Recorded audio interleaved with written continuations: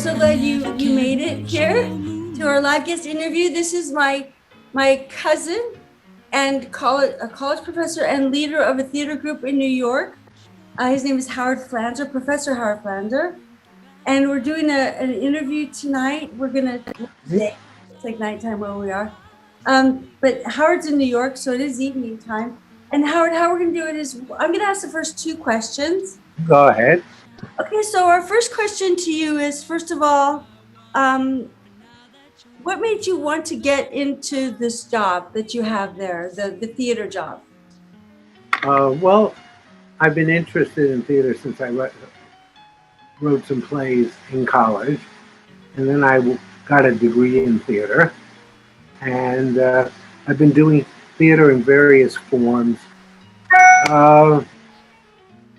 probably since I'm about 18, 19 years old. Oh, okay? Yeah. Yeah.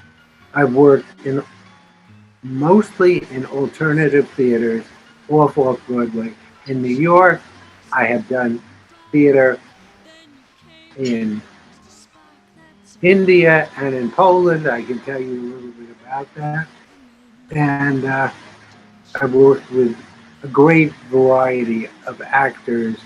I've directed many of my things, but also my stuff has been directed by other people. Okay? So you're like a writer then? You mean I'm a writer.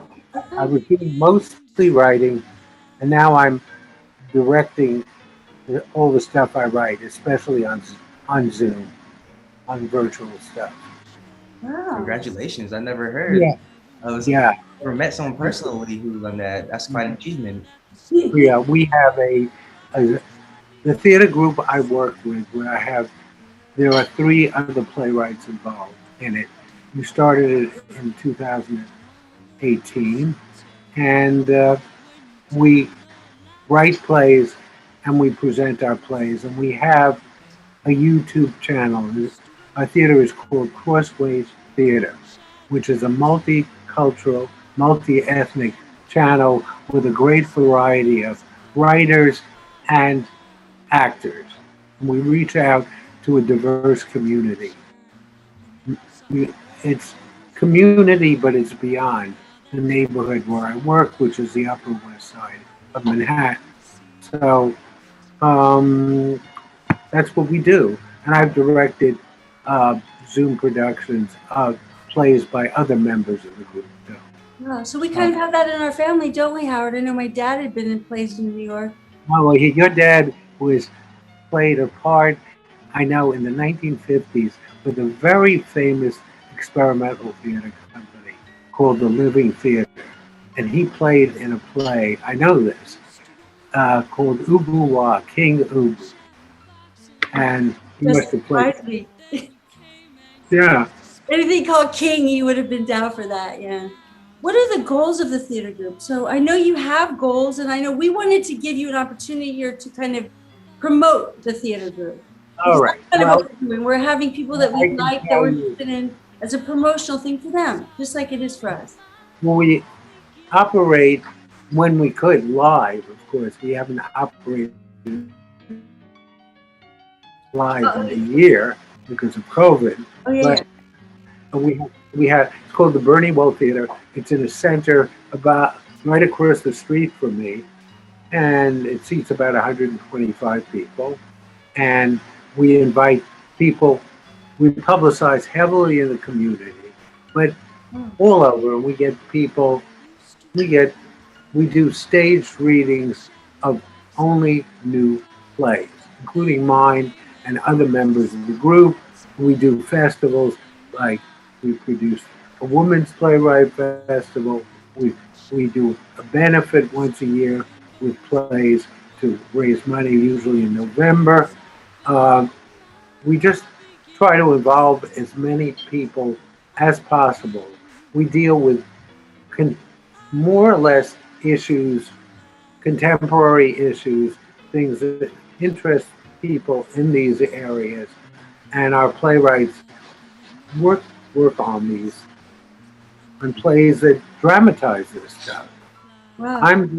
I can tell you, the next play I'm doing is a virtual production for July there's a group in San Francisco called Labor Fest. They've been around for 21 years, and they do plays, music, films relating to working people and to social issues and such. And there's a big controversy in San Francisco about murals that were painted in 1936 in George Washington High School.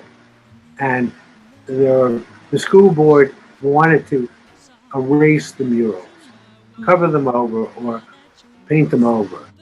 And they depict George Washington both as a national leader, but in a more truer sense, the artist did, as a slaveholder and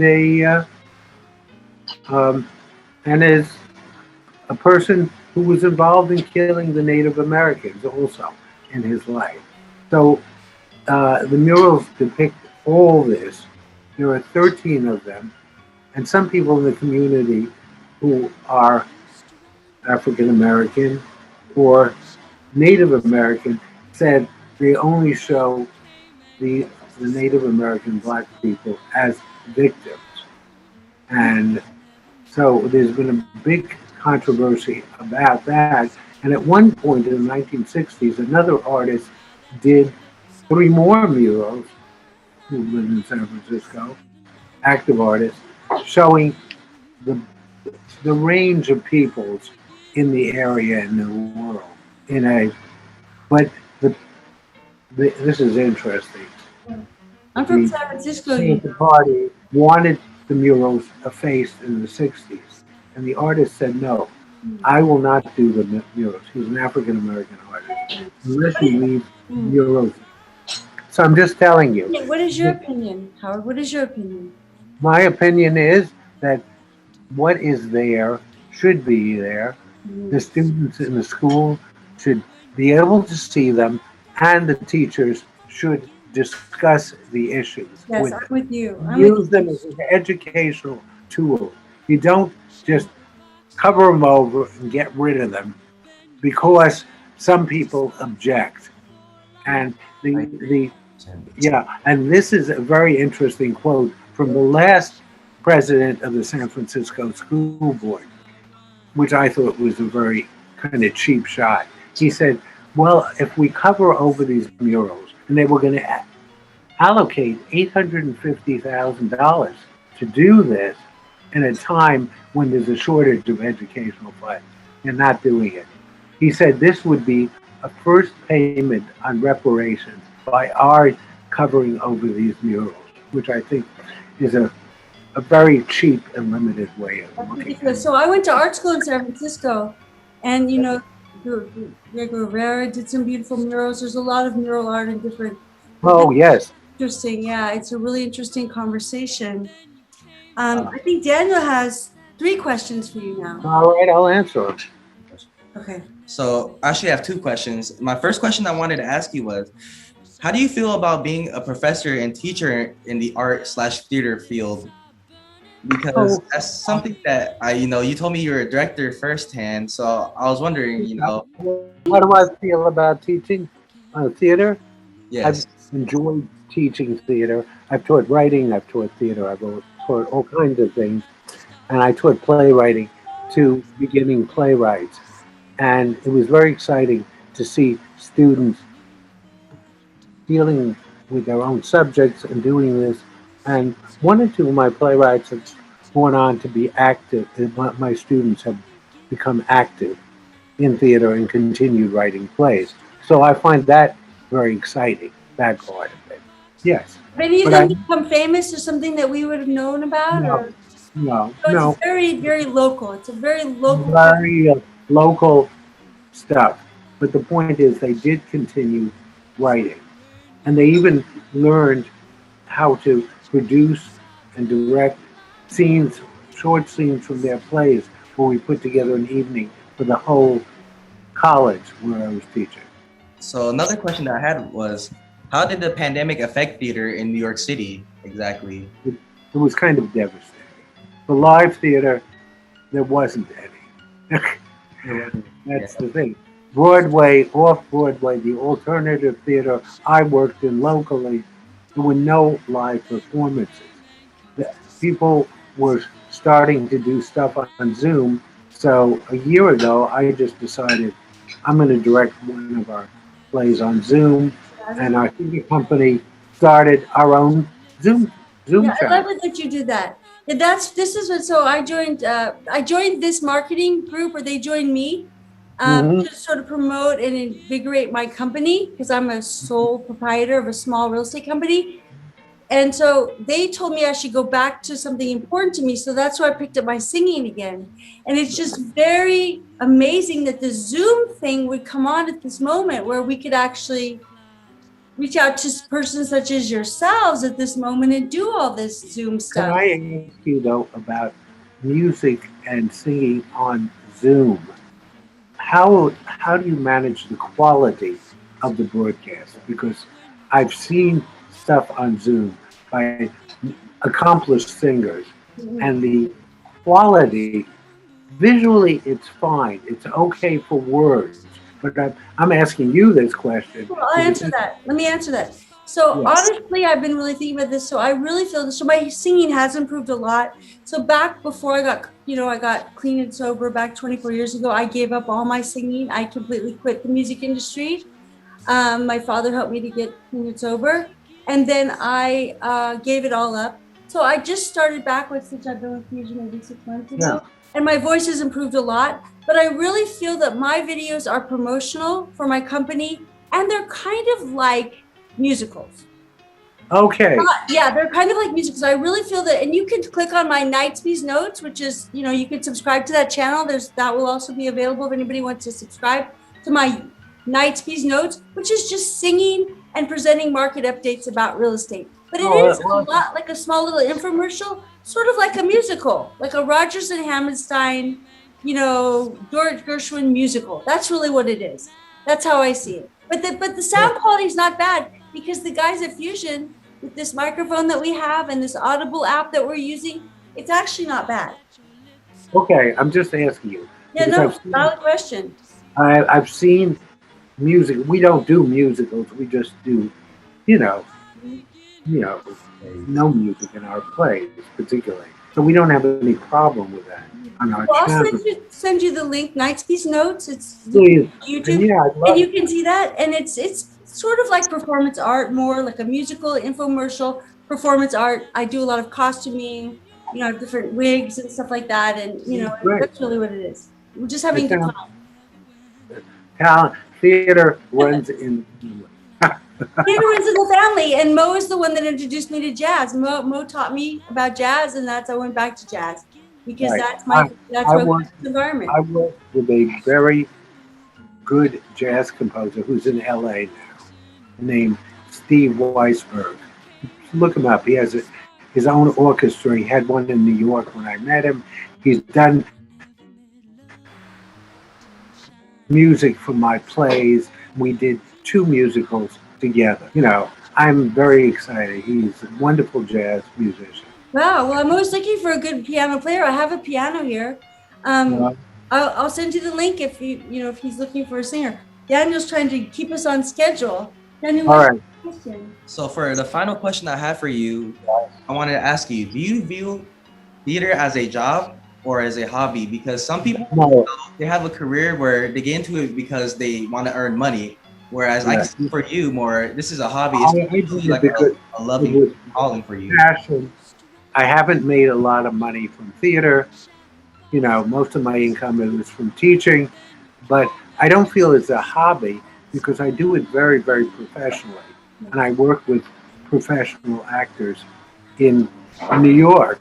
So, it- you know, it's not the money, but it's the quality of the work too. I have very high standards and I work with really, there's a whole group of people I've worked with live in the theater over the years, like a pool of people who will work with me. I worked with them live, and now I work with them on Zoom for projects as they come up. And this is like my own, I would say, repertory company, but they do stuff for many other people. But I can call on these people, and they're reliable and talented and very, very good. Yeah, I'm Uh, sure. That's great. give a shout out to my people. On Yeah. Yeah, and I course, hope you'll share this with them, Howard. Sorry for interrupting. I hope you'll share this with them because Yeah. we hope that you can use this. We're doing something like that here at Fusion with Knightsview Real Estate. We're creating a little partnership team too. You know, we kind of understand what you're doing. You create that You'll see it. team. Yeah. Yeah, go ahead. Send me the link, and I I will will. share. Yeah. And be forgiving because we weren't very good at first, but we're getting better. You look. I did my first look up the play Space, which was my first Space, SPACE, and it's available. You can get the link. Yes. Bias and Steve Weisselberg. Steve what? Steve Weisberg is the musical person. Space is the theater. Yes. Can you please send us those links too? Yeah. I'll send you the link for Space, and I will send you something for Steve Weisberg. Okay? Well, thank you so very much, Howard. It looks like we've reached how many minutes? I'm not sure. We've lost track of time, Definitely. but we really, really enjoyed this, and we hope that our watching our community, our SOI, our sphere of influence, our past and present and future clients will look up Howard's plays. But Howard, thank you so much for joining us on the second episode of Live Guest Interview. And you've been a wonderful guest, and it's so good just to see you and as family and knowing that you're so far. Yes. Thank you. It's been a pleasure talking with you, having this conversation. It was really good. Thank you. Yes. Yes. So, I wanted to ask real final quick. question? Yeah. Where can I? What was your organization called? Because I wanted to get Crossways Theater. organization. Crossways Theater. Crossways Theater. Okay.